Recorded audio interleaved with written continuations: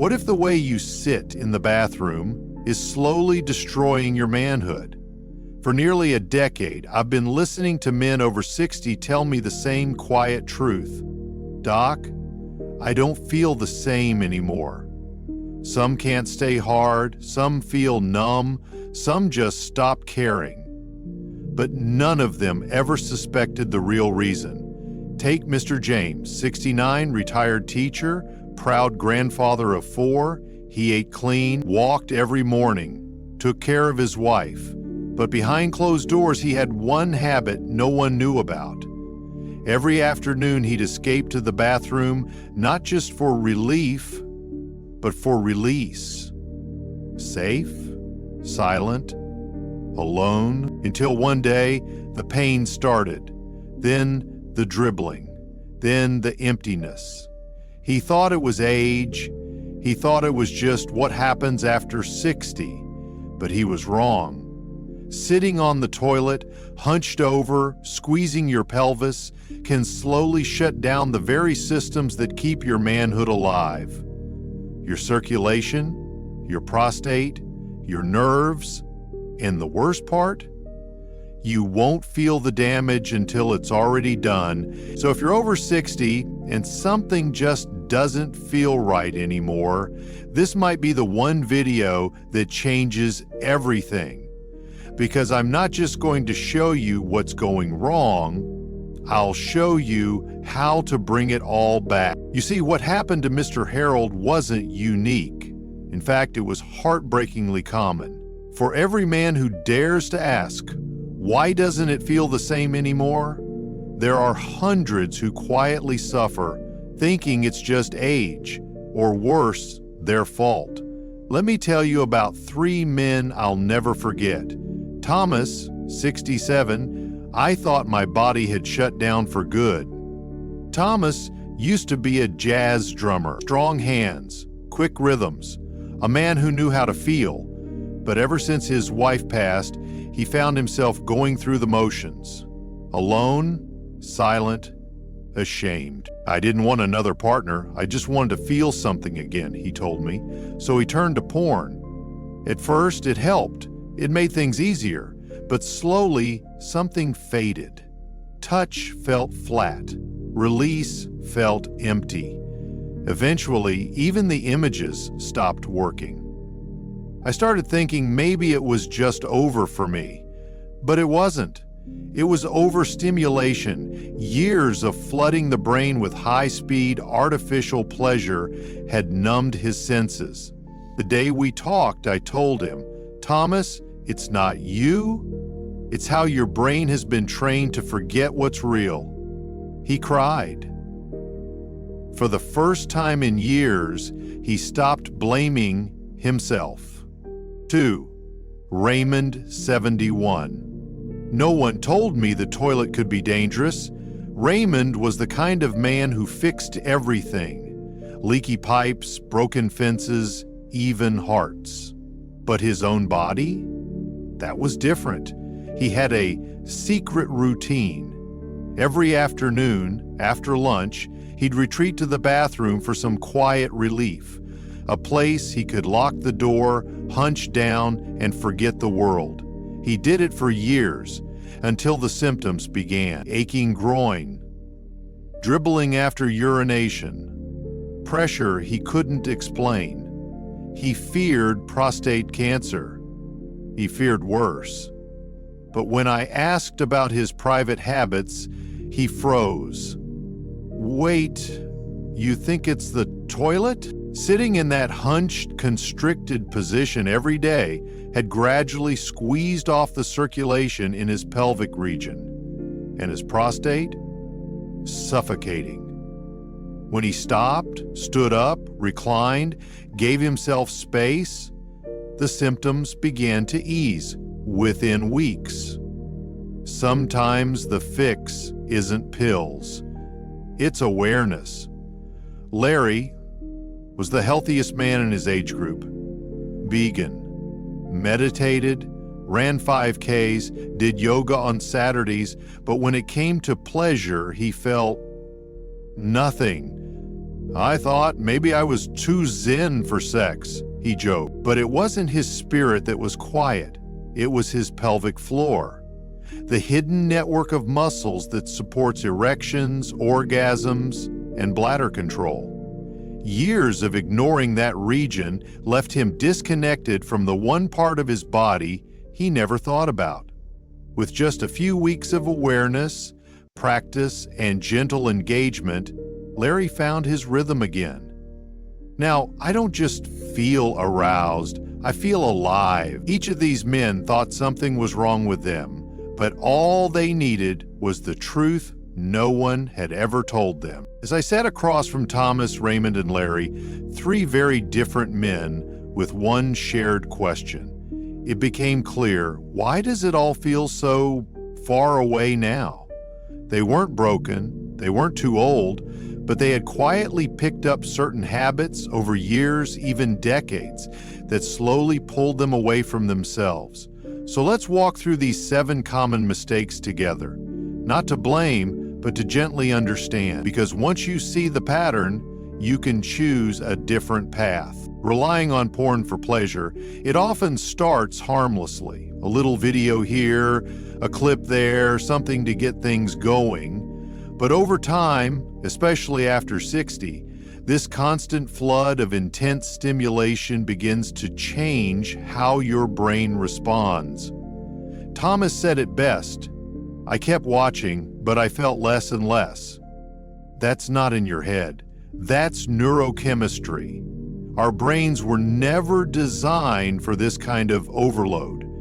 And when you overstimulate dopamine pathways, real touch starts to feel dull. You're not losing desire, you're losing the signal, a softer way. Step back from the screen. Let memory, breath, and imagination take the lead again.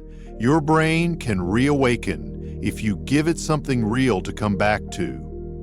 Doing it on the toilet, it might sound strange, but many men tell me the same thing. That's my only private space, Doc. The only place I feel safe. And I understand. But the position, seated, hunched, tight, isn't harmless. Raymond had no idea that years of this had quietly put pressure on his prostate, cutting off circulation to the pelvic floor, until one day the discomfort wouldn't go away. A gentler shift. Change where you connect with yourself. Lie down, sit back, allow your body space and your organs room to breathe. Sometimes healing begins by simply changing where we begin. Rushing through it, Larry once admitted this with a chuckle. "I'm quick, always have been, even when I shouldn't be." For decades, many men learned to be fast, quiet, hidden, because that's what life. But after 60, your body asks for something different. Slowness, presence, care. When you rush, your body doesn't relax. The nervous system tightens. The hormones that create warmth, oxytocin, serotonin, never get a chance to rise. A slower way. Breathe. Don't aim for the finish line. Explore. Pause. Let it be a journey, not a job. This isn't about performance anymore. It's about presence. Ignoring the pelvic floor gets shockingly little attention. It holds your bladder, your erections, your pleasure, and yet, most men have never even heard of it. Larry hadn't either, not until he noticed things weren't working like they used to, despite being fit and active. Turns out, the muscles down there had grown quiet, dormant, forgotten. A simple daily habit. Try gently tightening the same muscles you'd use to stop a stream of urine. Hold for a few seconds, then release. Just like brushing your teeth, this small motion done regularly can bring back strength and sensation in powerful ways, too often or not at all. This one is tender. Some men feel the need every day, not from joy, but habit, boredom, even loneliness. Others haven't touched themselves in months or years, out of shame, grief, Or the quiet thought, "What's the point now?" Thomas whispered, "I just thought maybe it wasn't for me anymore." But here's the truth. Your body still wants to feel. And like any system, it thrives on balance. Too much can drain you. Too little can let the system go to sleep. A balanced rhythm, once or twice a week with full presence, can help restore circulation, confidence, and connection without overwhelm. This isn't about numbers, it's about nourishment. Using too much pressure as sensitivity decreases with age, many men respond the only way they know how, by gripping harder, pressing more. But force doesn't bring back feeling. It often pushes it further away. "I started squeezing tighter," Raymond said, "but it only made things worse." Over time, harsh pressure can lead to nerve damage, micro tears, even changes in shape or pain. A more loving touch, use your whole hand, use warmth, a soft towel, a little oil, your breath. Touch as if you're not trying to get something, but to meet something. Your body deserves kindness. Doing it without emotion, connection, or intention. This is the quietest, but perhaps the most painful of all. When self-pleasure becomes empty, done without meaning, without presence, it begins to echo, not just in your body, but in your heart. Larry once said, "It felt like I wasn't even there." And that's the real wound. Not that you've lost the ability to feel, but that somewhere along the way, you stopped believing it mattered. A sacred invitation. Let this be a moment of reconnection. Light a candle. Think of someone you love. Or simply breathe gratitude for a body that still carries you. Even solo touch can be meaningful when done with love. These 7 habits may seem small, ordinary, but together they create distance between you and your pleasure, between you and your own self. And that's the part no one tells you, but now you know. And that means something has already begun to shift. Because just as these habits crept in slowly, healing can too. Quietly, kindly, day by day. In the next part, we'll explore how small changes, just minutes a day, can begin restoring the connection that age never truly takes away. By now, you might be thinking, okay, I see the patterns, I've been there, but what do I actually do now? That's a beautiful question, because it means you're listening not just to me, but to your own body. The good news? You don't need pills, devices, or perfect health. What you need is presence, patience, and a few small, daily steps that bring you back home to yourself. Let's explore them together. Breathe before you begin. This may sound simple, but it changes everything. Before you even touch yourself, place one hand on your chest, one on your lower belly. Take a slow breath in and a slower breath out. This tells your nervous system we're safe, we're here, we don't have to rush. Even 30 seconds of this sets the stage for connection, not performance. 2, choose a new space. Outside the bathroom, your body remembers everything, including tension. If you've spent years hunched over a toilet, your body may associate intimacy with pressure or tightness. So create a new space. Lay a soft blanket somewhere quiet. Use warm lighting, maybe even a calming scent. You're not escaping anymore, you're arriving. Touch without a goal. This one might feel unusual at first, but it's powerful. Instead of rushing toward climax, try simply exploring. Let your hands move slowly. Let curiosity replace urgency. You might even say out loud, "There's nowhere to be but here." This kind of touch retrains your brain to feel again, not just finish. Engage your pelvic floor gently. Just once a day, take 2 minutes to gently activate the muscles you'd use to stop urine mid-flow. Hold for 3 seconds. Breathe. Release. Repeat a few times. It's simple, but over weeks it brings back control, strength, and sensation that many thought were gone forever. Set a rhythm that feels right for you. Remember, there's no magic number, but most men over 60 feel their best with 1 to 2 moments of connection per week, done with full attention. If that sounds like a lot, start with just presence. Even sitting quietly, breathing, and placing your hand over your heart is a form of intimacy. Make it a ritual, not a routine. What if this wasn't just about pleasure, but about remembering who you are? Light a candle, play music that moves you, use your favorite lotion or oil. Make the moment feel sacred, because it is. You're not trying to be your younger self, you're becoming your deeper self. These small shifts, just a few minutes a day, can open a door that many thought was closed for good. And once you step through it, something beautiful begins to return.